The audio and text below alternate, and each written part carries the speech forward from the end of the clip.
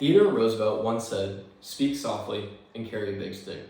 This famous quote showcases a common thought process we as American citizens have, the idea that we are always number one. But when it comes to our education, this thought process fails us. So out of 80 countries, what do you guys think America ranked in terms of our education 2 years ago? This is where the class would hopefully shoot me some numbers, and I would interact, and I would say, okay, thanks for all the guesses, guys. So actually, according to the most recent PISA results, which is this global standardized test that 15-year-olds take, America actually ranked 36th overall.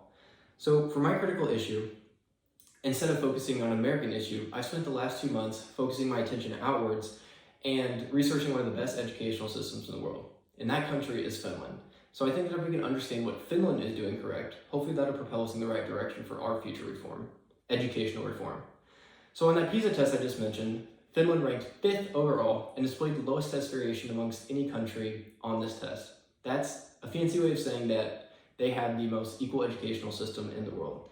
However, according to Juha Sarlja, who is a Finnish policymaker and teacher, Finland was anything but equal before reform in the 1970s. So before this time, the policymakers basically made the system unequal on purpose because they believed in order to make it truly equal, they would have to set the bar low so all of their students could achieve it. But they thought this would hurt the progression of their smartest students, which would hurt Finland in the long run economically.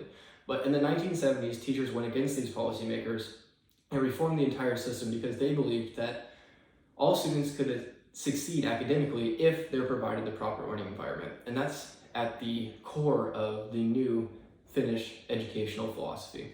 So today I'm going to be talking about what it takes to become a teacher in Finland, why they reject standardized testing, and their special education system and how it operates. So most people agree that teacher training has some impact on student learning. So let's start this discussion by talking about what it takes to become a teacher in Finland. So students wanting to be teachers must earn a high GPA in high school, and then they must score within the top 10% on the Finnish college entrance exam. That's like scoring a 34 on the ACT or a 1400 on the SAT. And this is all according to Haney Morgan, who's a professor at Southern Mississippi University.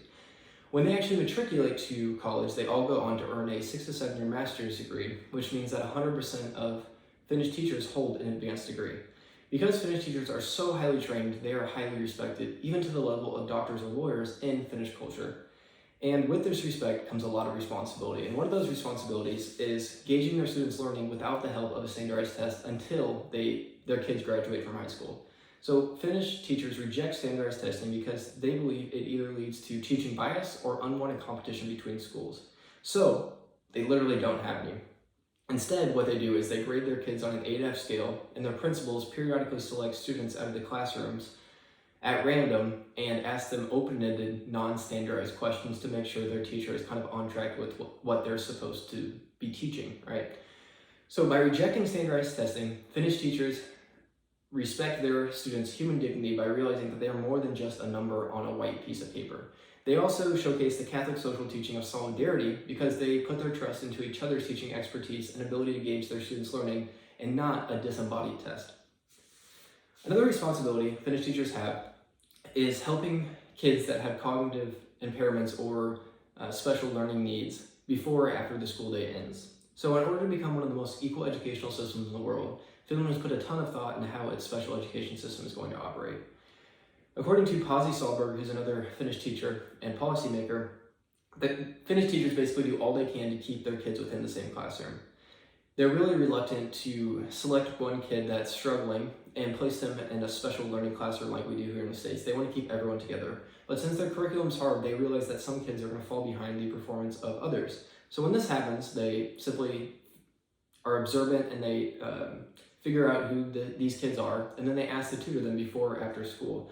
But an important note to make here is that Finnish children only go to school for 5 hours a day and rarely have homework, while Americans go to school for 7 hours. So this means that Finnish children and teachers have the time in their day for this special tutoring, basically, to take place.